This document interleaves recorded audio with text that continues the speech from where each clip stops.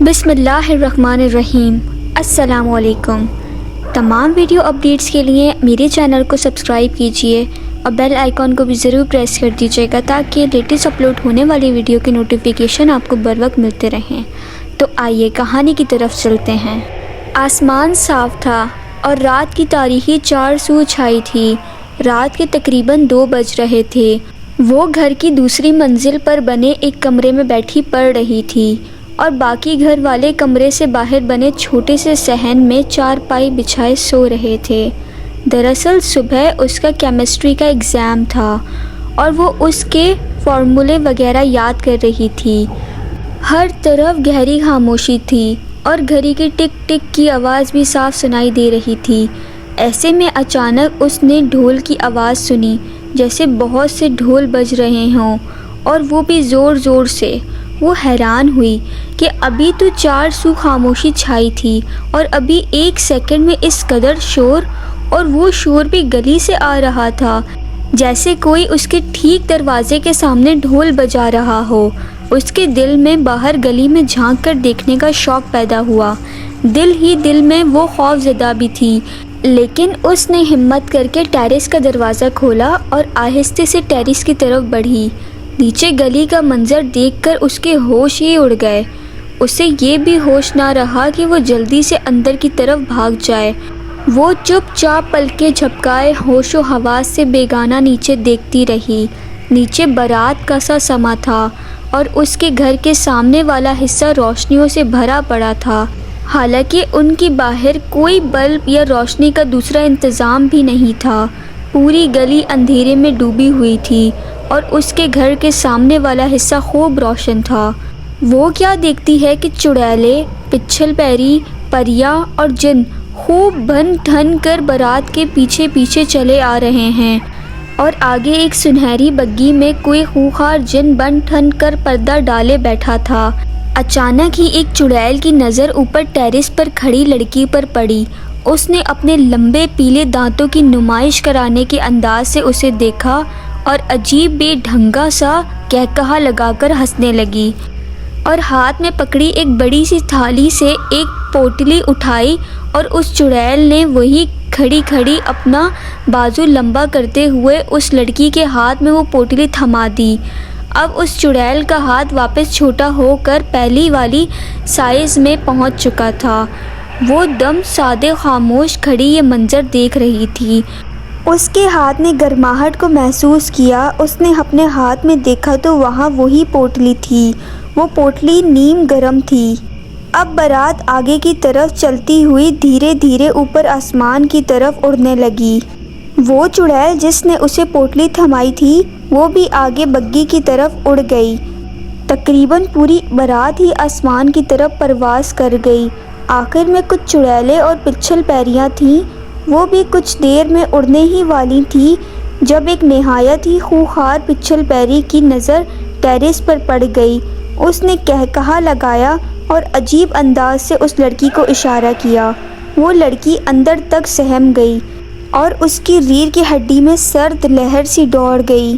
اس پچھل پیری کی آنکھیں اس قدر وحشت زدہ اور خوفناک تھیں کہ وہ لرز کر رہ گئی اور گرتے ہی بے ہوش ہو گئی۔ آخری منظر جو بے ہوش ہونے سے پہلے اس نے دیکھا تھا وہ یہ تھا کہ اڑتا ہوا ایک گول کالے رنگ کا دھواں نما حولہ اس کے گھر میں داخل ہوا۔ صبح اس کی امی اسے اٹھانے کی غرض سے آئیں تو دیکھا ان کی اکلوتی بیٹی کشف ٹیرس پر بے ہوش پڑی تھی۔ امی گھبرا کر آگے بڑھی، اسے اٹھایا، پانی کے چھینٹے اس کے منہ پر پھینکے تو وہ کھانستی ہوئی اٹھ کھڑی ہوئی۔ اس کے ہاتھ میں پوٹلی ابھی بھی تھی اور حیرت کی بات وہ ابھی بھی نیم گرم تھی۔ اس کی امی بھی اس کے ہاتھ میں سنہری اور لال رنگ کی خوبصورت پوٹلی دیکھ کر چونک گئی تھی۔ اب اس پوٹلی کے متعلق پوچھ رہی تھی۔ اس نے رات کا تمام واقعہ بے ہوش ہونے سے پہلے تک کا اپنی امی کے گوش گزار کر دیا۔ اس کی امی اسے نیچے لے آئیں جہاں اس کے ابو، بھائی اور بوڑھے دادا جان بیٹھے تھے۔ اس نے تمام واقعہ اپنے گھر والوں کو بتایا۔ اس کے دادا نے پوٹلی کو کھولا تو اندر سے گرم گرم خوشنما سفید رنگ کی ڈلیاں نکلیں ان ڈلیوں میں سے بہت ہی زبردست خوشبو آ رہی تھی۔ دادا کے کہنے پر سب نے ایک ایک ڈلی منہ میں ڈال لی۔ یہ شاید کوئی منفرد قسم کی مٹھائی تھی۔ اس قدر ذائقے دار اور مزے کی چیز انہوں نے پہلے کبھی نہیں کھائی تھی۔ ان کے منہ مٹھاس سے بھر گئے تھے۔ کشف جلدی سے مٹھائی کھا کر اٹھی اور کالج جانے کی تیاری کرنے لگی۔ اس کا ایگزام تھا۔ اسے یاد آیا کہ رات وہ اوپر والے کمرے میں پڑھ رہی تھی تو اس کا جیومیٹری باکس بھی اوپر رہ گیا۔ وہ جلدی سے چھت پر گئی اور جیسے ہی کمرے کا دروازہ کھولا، اندر کا منظر دیکھ کر اس کا اوپر کا سانس اوپر ہی رہ گیا۔ اس نے زندگی میں پہلی مرتبہ خوف محسوس کیا۔ کیا دیکھتی ہے کہ ایک بڑے بالوں والا کالا بلّا اس کی جیومیٹری کو منہ میں دبائے کھڑا ہے۔ اس بلے کی آنکھیں حد درجہ سرخ تھیں۔ اس کے منہ سے لال رنگ کی رال بہہ رہی تھی۔ ایک تو بلے کا عام بلیوں اور بلوں سے کافی بڑا سائز تھا اور دوسرا اس کی گڑگڑاہٹ بھی عجیب تھی۔ کشف کو اس بلے سے خوف آنے لگا، لیکن پیپر کا وقت بھی ہو رہا تھا، سو دھیرے سے آگے بڑھی اور کانپتی ہوئی آواز میں بلے کو ہاتھ سے ڈراتی ہوئی ش ش کی آواز نکالی، لیکن بلّا ٹس سے مس نہ ہوا۔ اب تو وہ باقاعدہ ڈرنے لگی اور دھیرے دھیرے پیچھے ہٹنے لگی۔ تبھی بلے نے ایک زوردار چھلانگ لگا کر اس کے ہاتھ پر کاٹ لیا۔ وہ چیخنے لگی، ممی میرا ہاتھ! اس کا ہاتھ پوری طرح خون سے سرخ ہو گیا تھا اور تکلیف بھی ہو رہی تھی۔ اس کی امی نے چیخ سنی تو وہ دوڑتی ہوئی اوپر آئیں۔ کشف بیٹا کیا ہوا ہے؟ کشف جو بہت زیادہ گھبرائی اور روتی ہوئی ہاتھ کو دبائے کھڑی تھی۔ امی، کالے بلے نے ہاتھ پر کاٹ لیا، روتے ہوئے کشف نے جواب دیا۔ کہاں کاٹا بلے نے؟ امی نے اس کا ہاتھ پکڑا جہاں ایک ہلکی سی خراش کا بھی نشان نہیں تھا۔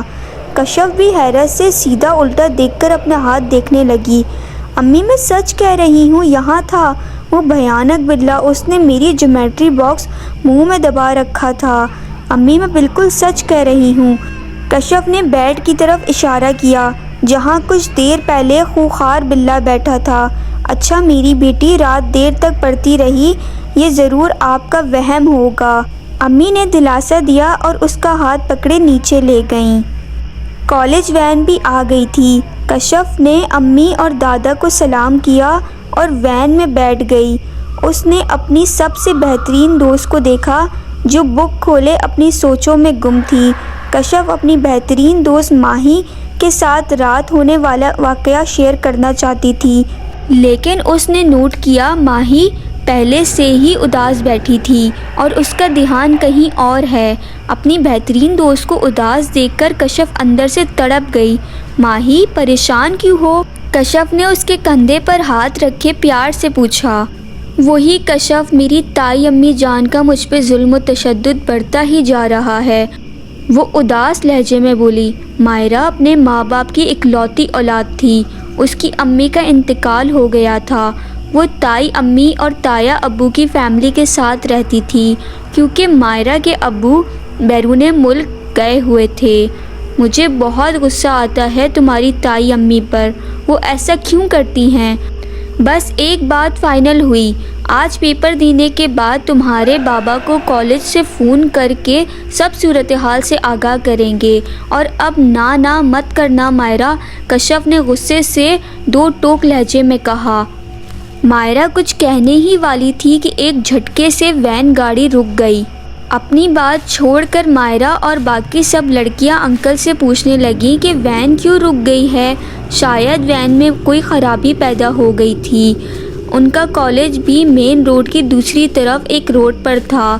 سب لڑکیوں نے انکل سے باقی مسافت پیدل چل کر عبور کرنے کی اجازت لی اور چل پڑی۔ سبھی لڑکیاں گروہ کی شکل میں جا رہی تھیں اور کشف اور مائرہ بھی سب سے آگے ہاتھ پکڑے چل رہی تھیں۔ اب وہ اپنے ہونے والے پیپر کو ڈسکس کر رہی تھیں۔ مین روڈ سامنے تھا اور ان کے کالج کی عمارت سامنے نظر آ رہی تھی۔ سبھی آگے پیچھے ہاتھ پکڑے سڑک کراس کرنے لگیں۔ کشف اور مائرہ ہاتھ پکڑے سب سے آگے تھی۔ مین روڈ دو بڑی سڑکوں پر مشتمل تھا، ہر طرف گاڑیاں ہی گاڑیاں تھیں۔ چونکہ صبح کا وقت تھا، سبھی لوگ اپنے کام کاجوں اور دفتروں کی طرف اور طلباء کالجوں اسکولوں کی طرف جا رہے تھے۔ ایک سڑک تو انہوں نے آرام سے کراس کر لی۔ اب وہ سبھی لڑکیاں سڑک کے بیچ بنے فٹ پاتھ پر کھڑی تھیں۔ گاڑیاں گزر رہی تھیں اور وہ ٹریفک کم ہونے کا انتظار کر رہی تھیں۔ اچانک ہی مائرہ نے کشف کا ہاتھ دھیرے سے چھڑایا اور گاڑیوں کی پرواہ نہ کرتے ہوئے فٹ پاتھ سے سڑک کی جانب چل دی۔ لڑکیوں نے مائرہ کو یوں اچانک سڑک کی طرف جاتے ہوئے دیکھ کر اسے آواز دی اور روکنے کی کوشش کری، لیکن تب تک وہ کافی آگے نکل چکی تھی اور کئی گاڑیاں تیزی سے مائرہ کے قریب سے گزریں، لیکن مائرہ ان سے صاف بچ کے نکل گئی۔ گاڑیاں اب بھی آ رہی تھیں اور کچھ لوگ ونڈو سے سر نکال کر اس دیوانی لڑکی کو کوس رہے تھے جو سڑک کے بیچوں بیچ بڑے اطمینان و سکون سے چلتی جا رہی تھی۔ خود کشف کا بھی برا حال تھا، اسے سمجھ نہیں آ رہا تھا کہ ہو کیا رہا ہے اور مائرہ یہ سب کیوں کر رہی ہے۔ سڑک پر ایک شور برپا تھا، مائرہ مائرہ رک جاؤ، مائرہ آگے نہیں جاؤ، وہ گاڑی آ رہی ہے، مائرہ اس طرف دیکھو، اور مائرہ پیچھے کی طرف آؤ۔ ارے لڑکی پاگل ہو کیا، صبح صبح نیند میں چل رہی ہو کیا؟ غرض ہر سمت سے لوگوں کی آوازیں آ رہی تھیں اور عین اسی وقت اچانک سے فل سپیڈ میں آتی گاڑی نے اس قدر زور سے ہٹ کیا کہ وہ اچھلتی ہوئی مخالف سمت سے آتی ہوئی اسکول بس سے ٹکرائی، اور اس سے پہلے کہ بس ڈرائیور بریک لگاتا، بس کا ایک ٹائر مائرہ کو کچل چکا تھا۔ بس ایک ٹائر کے نیچے آنے سے پہلے مائرہ نے ہنستے ہوئے کشف کو دیکھا، جیسے وہ بہت خوش ہو اس حادثے سے، اور پھر اچانک ہی کوئی چیخیں فضا میں بلند ہوئی۔ اس کی جان سے پیاری دوست اب اس دنیا میں نہیں تھی۔ کچلے جانے کے سبب مائرہ کا برا حال تھا۔ ایمبولینس بلوائی گئی، حالانکہ اس کی ضرورت تو نہیں تھی، لیکن لاش کو اس کے ورثہ تک پہنچانا تھا۔ سڑک کے درمیان میں رش برپا ہو گیا اور ہر کوئی کانوں کو ہاتھ لگائے افسوس کر رہا تھا۔ لڑکیاں ابھی تک خوف سے سہمی کھڑی تھیں اور کچھ رو رہی تھیں۔ کشف کا بھی صدمے سے برا حال تھا۔ ایک بزرگ انکل نے آگے بڑھ کر لڑکیوں کو رش سے نکالتے ہوئے سڑک کراس کروائی۔ ایک لڑکی نے کشف کا ہاتھ تھاما۔ کشف کسی ٹرانس کی سی کیفیت میں اس کے پیچھے چلنے لگی۔ مین روڈ کی دوسری طرف بنی عمارت کے سامنے کی طرف بنی دیوار پر ایک کالا بلّا چلتا ہوا دکھائی دے رہا تھا۔ کچھ پل کے لیے وہ بلّا منہ پر زبان پھیرے حادثے والی جگہ پر دیکھتا رہا اور اس نے اپنا سر ارد گرد گھمایا جیسے کسی کو تلاش کر رہا ہو، اور پھر اچانک ہی اس کی نظروں کا رخ سڑک کراس کرتی سہمی ہوئی لڑکیوں پر گیا۔ سب سے آخری کشف ایک لڑکی کا ہاتھ تھامے چل رہی تھی۔ وہ بھلا کچھ پل دیکھتا رہا اور پھر عجیب سی غراہٹ کرتا ہوا قریب ہی بنے پرانے گھنے درخت کی شاخوں میں چھلانگ لگاتے ہی پتوں اور جھاڑیوں میں ہی غائب ہو گیا۔ اس کی پیاری دوست کو اس سے بچھڑے ایک مہینہ ہونے والا تھا، لیکن نہ تو کشف نے ایگزام ٹھیک سے دیے اور نہ ہی وہ اس غم سے نجات حاصل کر سکی۔ ہر وقت مائرہ اس کے دماغ میں چھائی رہتی تھی اور وہ اب نیچے ہی رہتی۔ اس دن کے واقعے کے بعد اس کی تنہا اوپر جانے کی بالکل ہمت نہ ہوئی۔ وہ امی کے ساتھ کئی بار مائرہ کے گھر گئی۔ وہ جب بھی اس کی تائی سے ملی تو وہ ہمیشہ شفقت اور پیار سے پیش آئیں، اور کشف دل ہی دل میں اسے غصے سے گھورتی رہی اور سوچتی کیا تھا اگر یہ ظالم سفاک عورت مائرہ کی زندگی میں اس سے بھی محبت اور شفقت سے پیش آتی۔ خیر، مائرہ کا قصہ جتنا پرانا ہوتا رہا وہ کشف کے ذہن میں اتنا ہی سوار ہوتا۔ وہ اس کی آخری ہنسی نہیں بھول پا رہی تھی، لیکن پھر بھی وہ یہ سب بھلا کر کچھ سرگرمیوں اور پڑھائی میں مصروف رہنے کی کوشش کرنے لگی، اور یوں وقت گزرتا رہا۔ اس واقعے کو 2 ماہ گزر گئے۔ سردیاں عروج پر تھیں، کبھی دھوپ نکلتی اور کبھی نہیں۔ آج دھوپ نکلی تھی اور سورج مکمل روشن تھا۔ کشف نے شاور لیا اور دھوپ میں کچھ پل بیٹھنے کی خاطر کتاب اٹھائے چھت پر جانے لگی۔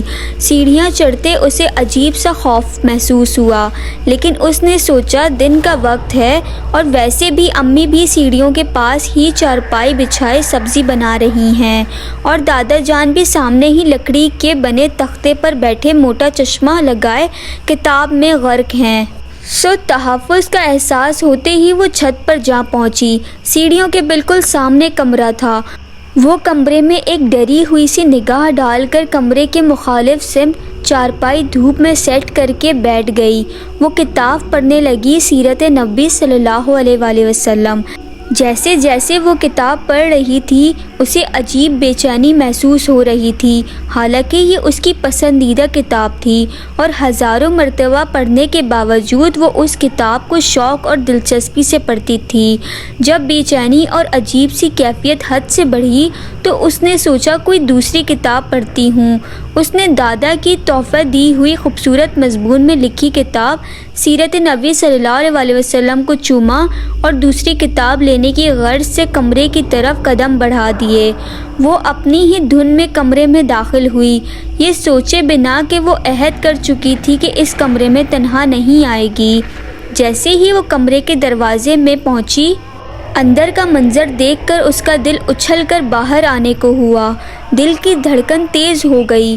اندر کوئی لڑکی سر پہ دوپٹہ اوڑھے ٹیرس کی طرف منہ کیے بیٹھی تھی۔ کشف کی طرف اس کی پشت تھی۔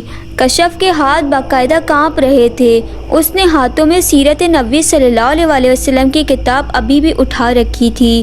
اس نے ڈھیر ساری ہمت جمع کر کے اس لڑکی سے پوچھا، کون ہو تم؟ اس لڑکی نے دھیرے سے اپنا چہرہ موڑا۔ اسے دیکھتے ہی کشف کے اوزان خطا ہو گئے۔ اس کے حواس جواب دینے لگے، وہ ماہرہ تھی۔ کشف نے دروازے کا سہارا لیتے ہوئے خود کو سنبھالا۔ اس کی آنکھوں سے آنسو جاری تھے۔ ماہرہ؟ اس نے دھیرے سے کہا۔ جواباً ماہرہ ہنسنے لگی۔ یہ بالکل وہی ہنسی تھی جب ماہرہ مرنے سے پہلے آخری دفعہ اس کی طرف دیکھ کر ہنسی تھی۔ میں آ گئی تمہارے پاس۔ وہ ماہرہ ہی تھی، آواز بھی ماہرہ جیسی تھی، بس کچھ عجیب بھاری پن تھا ماہرہ کی آواز میں۔ کشف، یہ کتاب وہاں رکھو اور میرے پاس آؤ۔ میری دوست مر چکی ہے۔ سنا تم نے؟ مر چکی ہے وہ، کشف نے روتے ہوئے کہا۔ جواباً وہ زور سے کہکہا لگانے لگی۔ وہ کشف کی طرف بڑھی۔ کشف نے خوف سے آنکھیں بند کر لی۔ کچھ پل بعد اس نے آنکھیں کھولی تو دیکھا کمرے میں کوئی بھی نہیں تھا۔ وہ حیرت سے ادھر ادھر دیکھنے لگی، آگے بڑھی اور ٹیرس کا دروازہ کھول کر باہر دیکھنے لگی، جب اچانک اسے اپنے کانوں کے قریب ماہرہ کی بھاری آواز محسوس ہوئی، کشف، اس کتاب نے تمہیں بچا لیا مجھ سے، ورنہ تمہیں ساتھ لے کر جاتی میں۔ کشف کے منہ سے بے اختیار نکلا، یا اللہ! پھر وہ کمرے سے باہر آ گئی۔ کشف بہادر لڑکی تھی، لیکن وہ تھی تو لڑکی ہی نا۔ وہ چارپائی پر لیٹ گئی اور کتاب اپنے اوپر رکھ کر دور افق کی طرف گھورنے لگی۔ کشف، کشف، بیٹا نیچے آؤ۔ تھوڑی ہی دیر بعد اس کی امی کی آواز آئی تو وہ دوڑ کر نیچے گئی۔ جی امی۔ نیچے آئی تو اس کی کزن ہما اور اس کے بڑے بھائی فاخر آئے ہوئے تھے۔ دراصل ہما کے بھائی فاخر کی شادی تھی تو اس سلسلے میں وہ کشف کو رات ڈھولک کے لیے لینے آئے تھے۔ کشف جلدی سے تیار ہوئی اور ان کے ساتھ چل دی۔ وہ سب ہال نما کمرے میں بیٹھے تھے۔ رات دیر تک شگل میلہ اور ڈھولک جاری تھی۔ 11 بجے کے قریب کشف کی امی کا فون آیا۔ انہوں نے فاخر سے کہا کہ کشف کو گھر چھوڑ دے۔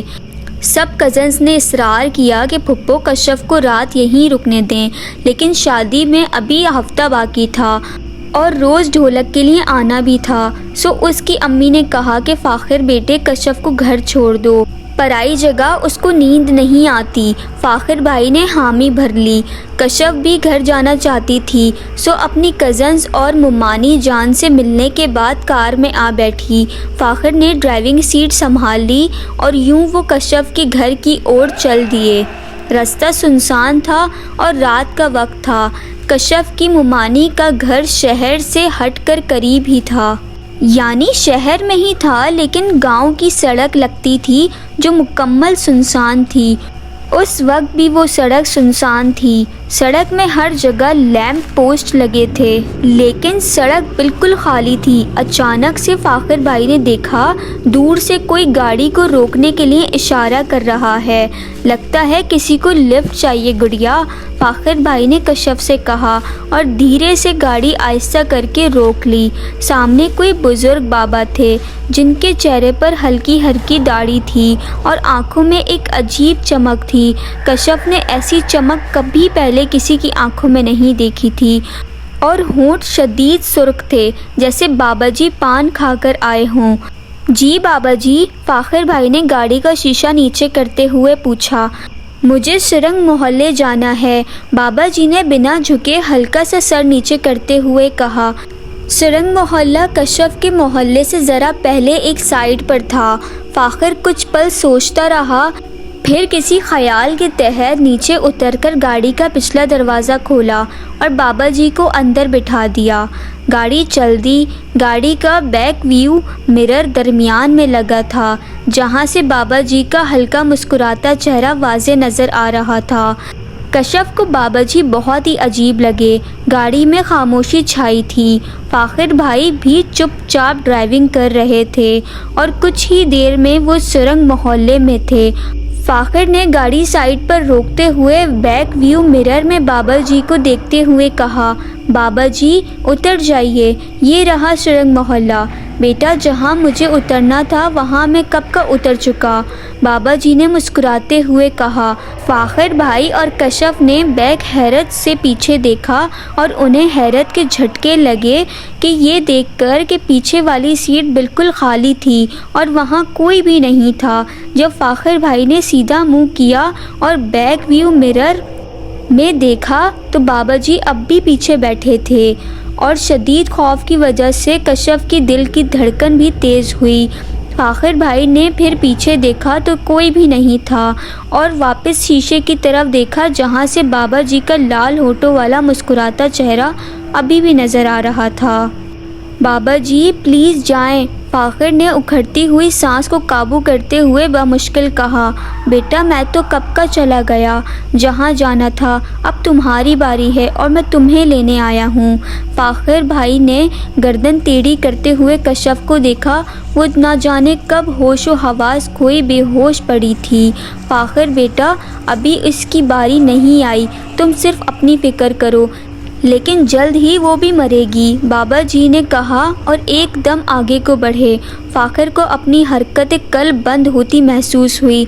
आखिरी मंजर जो उसने देखा कि इंतहाई भयानक चेहरा जिसकी लंबी गर्दन थी वो पिछली तरफ से आगे की सीट की तरफ बढ़ रहा था। 27 साला मौलाना अहद अहान जो कि ज़बरदस्त आलिम व फाजिल थे, वो अपने वालिदैन के इकलौते औलाद थे।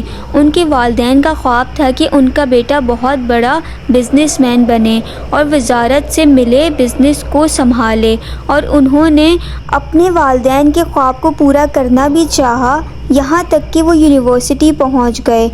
और एक दिन यूनिवर्सिटी में इस्लाम सच्चा मज़हब पर सेमिनार था। अहद अहान भी अपने दोस्तों के साथ सेमिनार अटेंड करने गया। मशहूर था कि वक्त के सबसे बड़े बुज़ुर्ग और बरतर दरवेश अबू दजाना उस्मानी तशरीफ़ ला रहे हैं। सभी स्टूडेंट वगैरह उनके आर्टिकल्स शौक़ से पढ़ते थे।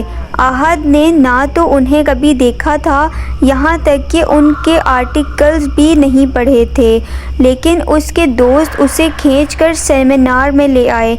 थोड़ी ही देर बाद आवाज़ें आना शुरू हो गईं कि अबू दजाना उस्मानी साहब तशरीफ़ ले आए हैं।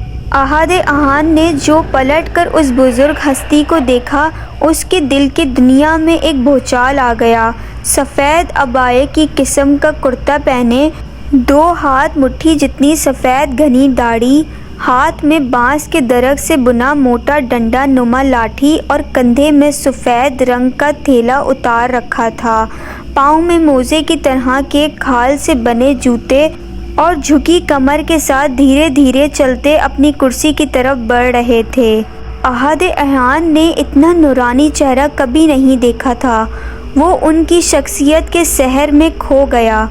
مزید یہ کہ وہ راستے میں ادب سے کھڑے طلبہ کو جب مسکرا کر جواب دیتے تو مسکراہٹ سے ان کے چہرے میں لالی سی ابھر آتی جو کہ ان کے چہرے کو بہت پیارا اور نورانی بنا دیتی تھی۔ بس اس دن سے عہد عیان کی دنیا بدل گئی۔ اب وہ باقاعدگی سے بابا جی کے درس میں شرکت کرنے لگا۔ جلد ہی اس نے اپنا چہرہ سنت رسول صلی اللہ علیہ وسلم سے سجا لیا۔ خاندان والوں کی بڑھ چڑھ کر مخالفت کے باوجود یونیورسٹی کو خیر بات کہا اور دینی تعلیم حاصل کرنے لگا۔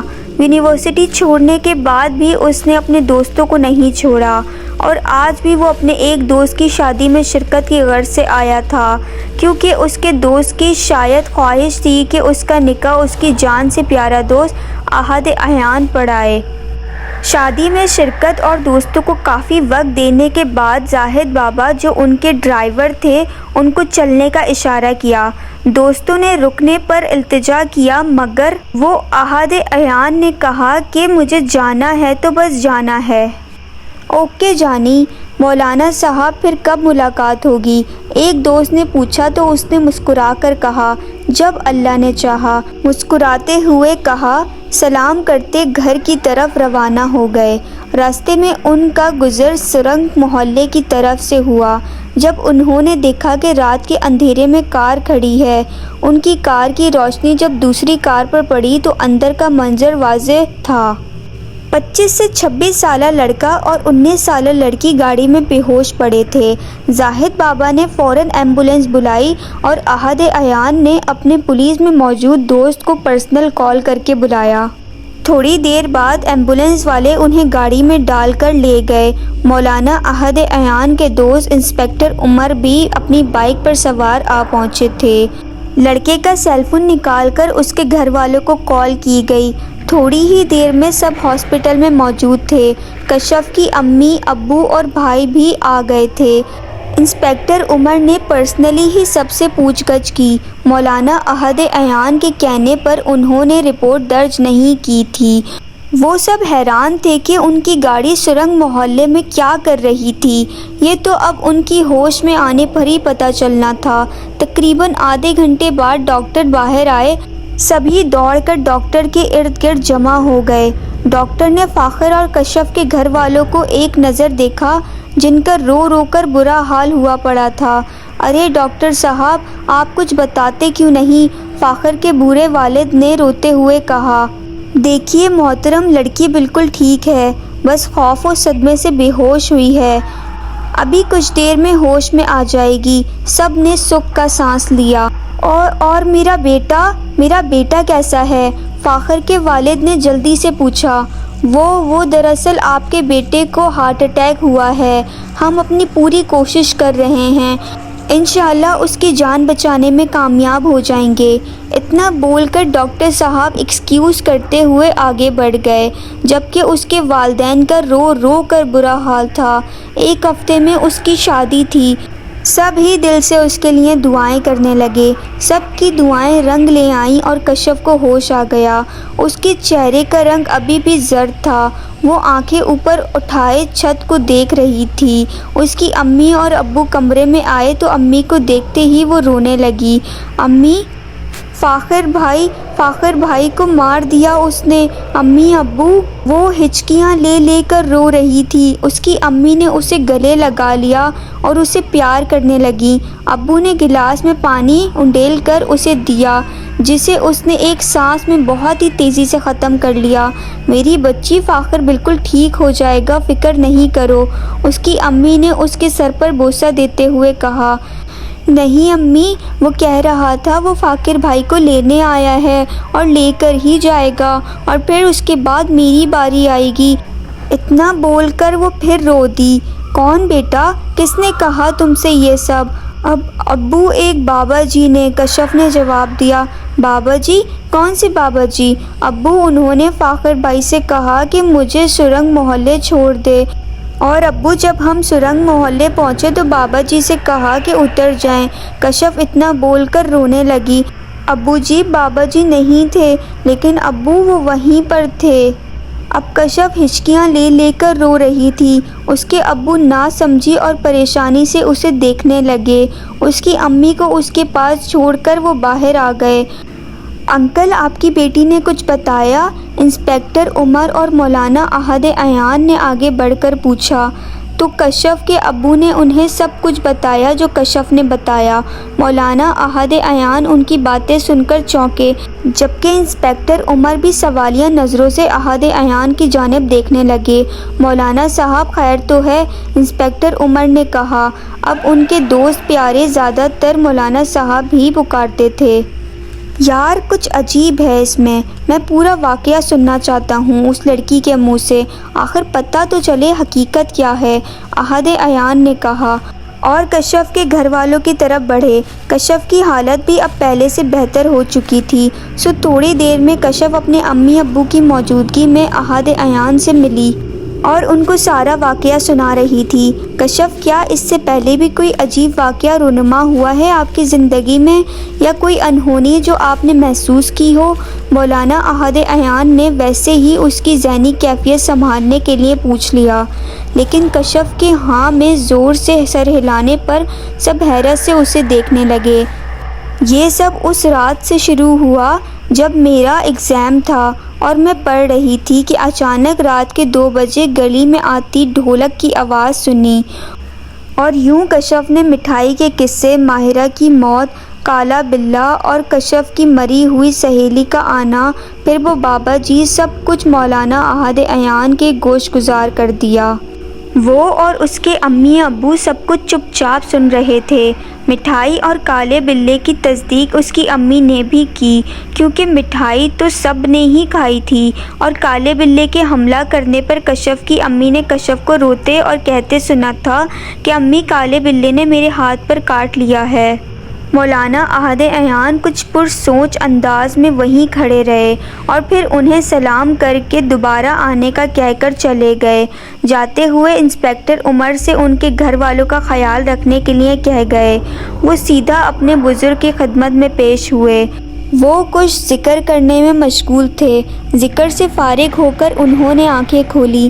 احد عیان نے فوراً آگے بڑھ کر ان کا ہاتھ چوما، انہیں سلام کیا۔ شفقت سے احد کے سر پر ہاتھ رکھتے ہوئے انہوں نے مسکراتے ہوئے سلام کا جواب دیا۔ پیر و مرشد؟ احد مسکرایا۔ ارے لڑکے، کہاں کے پیر اور کہاں کے مرشد، ہم بس خاک کی ایک چٹکی ہیں میرے بیٹے۔ احد مسکرایا۔ وہ جانتا تھا بابا جی یہی جواب دیں گے۔ یقیناً آپ پہلے سے جانتے ہیں میں یہاں کیوں حاضر ہوا۔ بیٹا، اللہ کی ذات واحد و یکتا ہے اور سب سے عظیم ہے، بے شک۔ احد نے ادب سے آنکھیں نیچے کیں۔ بے شک ایک مسلمان طالب علم کے لیے یہی بہترین ہے کہ وہ اپنے مسلمان معلم کے سامنے نگاہیں نیچی رکھے۔ کچھ پل بابا جی خاموش رہے، پھر گویا ہوئے۔ بیٹا، ایک شریر جنی اس کے سر پر منڈلا رہی ہے۔ آپ کو پتہ ہے میرے بیٹے، جس طرح کچھ انسان شریر ہوتے ہیں، حسد، بغض اور کینہ رکھتے ہیں، دوسروں کو بلا وجہ نقصان پہنچاتے ہیں، ایسے ہی کچھ قسمیں جنات میں بھی پائی جاتی ہیں۔ انسان کو روتا، چیختا، چلاتا دیکھنا ان کی من پسند موسیقی ہوتی ہے، اور اس رات بھی ایک شریر جنی اس لڑکی کے گھر میں داخل ہوئی۔ میرے بیٹے، میری بات دھیان سے سنو۔ اس لڑکی کے گھر والوں سے مٹھائی کی پوتلی دریافت کرو۔ اگر یہ ابھی بھی ان کے پاس ہے تو یہ ہمارے لیے خوش آئندگی ہے اور ہمارا کام آسان ہوگا انشاءاللہ۔ مولانا احد عیان نے بھی نظریں بدستور جھکائے دھیرے سے کہا، دیر مت کرو میرے بچے، اور ہاں، اس بیٹے کی جان بخشی نہیں ہوئی۔ بے شک موت کا وقت مقرر ہے، لیکن کوشش کرنا میرا فرض ہے۔ آپ کو میں کچھ کلمات سکھاتا ہوں، آپ یہ مریض کے پاس بیٹھ کر مسلسل پڑھو گے، اور ہاں، وہ جنی اس کی جان لینے دوبارہ آئے گی، اور یہ بھی ممکن ہے تب تک مریض ہوش میں آئے اور جنی کا اگلا وار سہ نہ پائے۔ آپ کو اسے مسلسل دلاسے دیتے رہنا ہے اور ان کلمات کو اپنے لبوں سے جدا مت کرنا۔ پڑھتے رہیے، آگے وہی ہوگا جو منظور خدا ہوگا۔ بلا شبہ جی بابا جی۔ احد عیان نے آگے بڑھ کر بابا جی کا ہاتھ چوما اور سلام کرتے ہوئے باہر چل دیے۔ فجر کی اذان کا وقت قریب آیا۔ ساری رات بھاگ دوڑ کی وجہ سے وہ تھک چکے تھے، لیکن کسی کی زندگی کا سوال تھا، اس لیے مولانا احد عیان جدوجہد میں مصروف تھے۔ اللہ اکبر، اللہ اکبر۔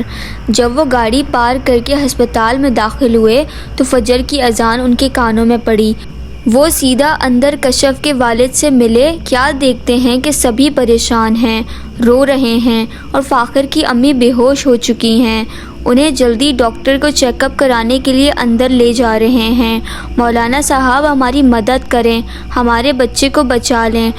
فاخر کے والد احد عیان کو اندر آتے دیکھ کر گڑ گڑائے، استغفر اللہ، میرے محترم بزرگ، بے شک شفا دینے والی ذات اللہ تبارک و تعالیٰ کی ہے، انشاءاللہ ٹھیک ہو جائے گا، بگڑا کام ضرور بنے گا، آپ پریشان نہیں ہوں۔ انہیں دلاسا دے کر وہ کشف کے ابو سے پوٹلی کے متعلق پوچھنے لگے۔ کشف کے ابو نے اس کی امی سے پوچھا تو انہوں نے کہا کہ وہ اس قدر خوبصورت ملائم کپڑے سے بنی پوٹلی تھی کہ ان کا پھینکنے کا دل ہی نہیں کیا، اور وہ اب بھی گھر میں موجود ہے، کیونکہ کشف بہتر تھی اور وہ ویسے ہی ہسپتال والوں نے اسے ڈسچارج کر دیا تھا۔ تو کشف امی اور بھائی کے ساتھ گھر آ گئی اور اس کے ابو فاخر کے گھر والوں کے ساتھ ہسپتال میں ہی رک گئے۔ احد عیان بھی فجر کی نماز ادا کرنے چل دیے۔ کشف کے بھائی کو بھی ہدایت کی کہ وہ انہیں گھر چھوڑ کر پوٹلی لیے فوراً ہسپتال آ جائے۔ یہ کہہ کر وہ آگے بڑھے۔ اچانک کوئی اہم بات ذہن میں آتے ہی وہ پلٹے اور اس کے بھائی کو پکارا، سنو، کشف سے کہنا تنہا اوپر مت جائے۔ نماز سے فارغ ہو کر وہ آئے تو کیا دیکھتے ہیں کہ سب کے چہرے پریشانی اور غصے سے سرخ ہوئے ہیں۔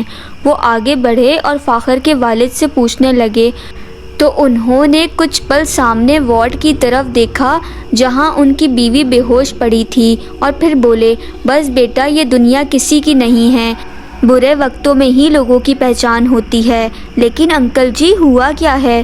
فاخر کی پسند سے طے شدہ شادی کا انکار لے کر آئے تھے آج لڑکی والے۔ کہنے لگے تمہارے بیٹے پر سایہ ہے اور تمہارا بیٹا بیمار ہے، ہم اپنی بیٹی ایسی جگہ ہرگز نہیں بھی آئیں گے۔ میں اپنے بیٹے کی خاطر ان کے گھر گیا، اپنی ہونے والی بہو سے ملا، لیکن بیٹا سب کے تیور ہی بدلے ہوئے ہیں۔ اللہ بس میرے بچے کو زندگی اور عافیت دے دے۔ آمین، احد نے مختصر کہا۔ اتنے میں کشف کا بھائی بھی پوٹلی اٹھائے وہاں موجود تھا۔ وہ سوچ ہی رہا تھا کہ پہلے بابا جی کو یہ پوٹلی تھما دے، پھر وہ فاخر کے پاس بیٹھ کر کلمات پڑھے گا، لیکن کیا دیکھتا ہے کہ وہ لاٹھی اٹھائے اپنی ازلی مسکراہٹ کے ساتھ دھیرے دھیرے چلے آ رہے ہیں۔ وہ انہیں دیکھ کر بے اختیار مسکرایا اور آگے بڑھ کر ان کا ہاتھ تھام لیا۔ میرے بیٹے، آپ وہی کرو جو میں نے بتایا آپ کو، اور یہ پوٹلی مجھے دو، بلکہ رکو، مجھے پہلے مریض کے کمرے میں لے چلو۔ جی حضرت، احد عیان نے کہا اور ان کا ہاتھ تھامے فاخر کے کمرے میں چل دیا۔ فاخر بے سد لیٹا تھا، کوئی تاریں اس کے سینے سے جڑی اور قریب پڑی مشین سے جڑی تھی۔ ایک ہی رات میں اس کی آنکھوں کے گرد سیاہ حلقے چھانے لگے۔ بابا جی نے فاخر کے والد کو کہا، میرے بیٹے، اسے گھر لے جاؤ، ڈاکٹری کا جو علاج ہونا تھا وہ ہو گیا، باقی جو ہمارا کام ہے وہ ہم کریں گے، بابا جی نے کہا۔ فاخر کی امی کو بھی عجیب چپ لگی ہوئی تھی۔ فاخر کے گھر والوں نے تھوڑی رکاوٹ ڈالنے کی کوشش کی، لیکن فاخر کے والد کی سختی سے حکم دینے پر وہ رضامند ہو گئے۔ جب فاخر کے والد نے کہا کہ ہم اپنی ذمہ داری پر سرٹیفکیٹ بنائیں گے اور فاخر کو گھر لے جائیں گے۔ ایک کمرے میں فاخر کو بیڈ پر لٹایا گیا اور بابا جی نے بیڈ کے سامنے ہی آگ کا انتظام کروایا اور احد عیان کو دروازے کے قریب فرش پر بیٹھنے کا اشارہ کیا۔ دروازہ بالکل بند تھا، کمرے میں صرف 3 لوگ تھے۔ بابا جی کچھ پڑھتے ہوئے اور پوٹلی پر پھونک مارتے جا رہے تھے۔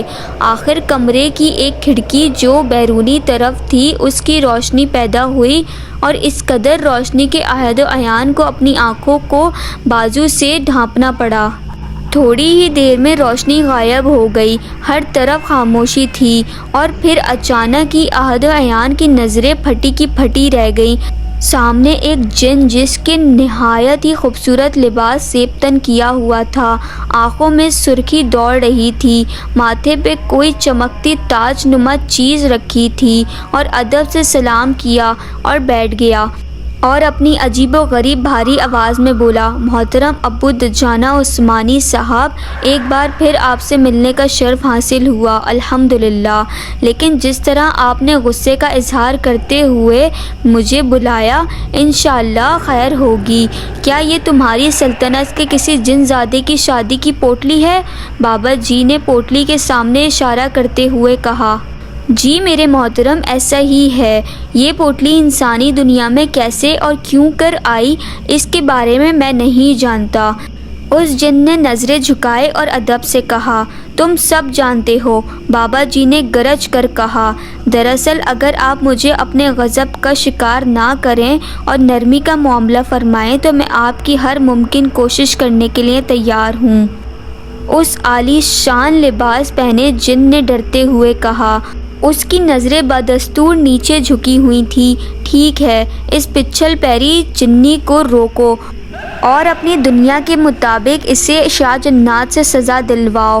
اس نے انسانی دنیا میں داخل ہو کر اللہ کے بنائے قانون کو توڑا ہے۔ اس جن نے بے چینی کا اظہار کیا۔ کیا تمہیں کچھ کہنا ہے؟ بابا جی اب کی بار پہلے سے بھی زیادہ گرج کر بولے۔ میرے محترم، اس جنی کے سرپرست انتہائی طاقتور جنات ہیں۔ بے شک اللہ ہر چیز پر قادر اور قدرت رکھتا ہے۔ کیا نہیں جانتے تم؟ ابھی وہ بات کر ہی رہے تھے کہ ان کی ان انتہائی تیز آنکھوں کو چندیا کر دینے والی روشنی چار سو پھیلی۔ اب کی بار اس قدر روشنی تھی کہ وہ جن تو جن، بابا جی بھی چونک کر ادھر ادھر دیکھنے لگے، یہاں تک کہ احد عیان کو لگا کہ وہ اپنی بینائی کھو دے گا۔ جب انہیں محسوس ہوا کہ اب روشنی نہیں ہے تو انہوں نے دھیرے سے اپنی آنکھیں کھولی۔ کیا دیکھتے ہیں کہ ایک خوبصورت سرسبز باغ ہے اور بہت سارے جنات سر جھکائے نظریں نیچی کیے بیٹھے ہیں۔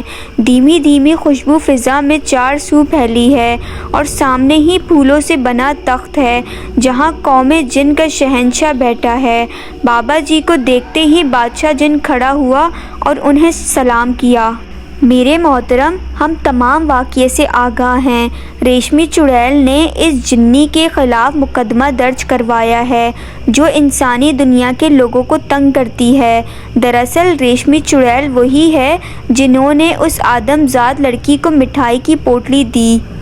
تھوڑی ہی دیر میں فضا سے بلند ہوتا ہوا دھواں نیچے کو آیا، اور جب دھند چھٹی تو ایک انتہائی کریا چہرے کی جنی جس کے ہاتھ آگ کے شعلوں سے بندھے تھے زمین پر پڑی تھی۔ اس کے آنے کی دیر تھی کہ اس کے سرپرست جن آ پہنچے اور آتے ہی مقابلہ کرنے لگے۔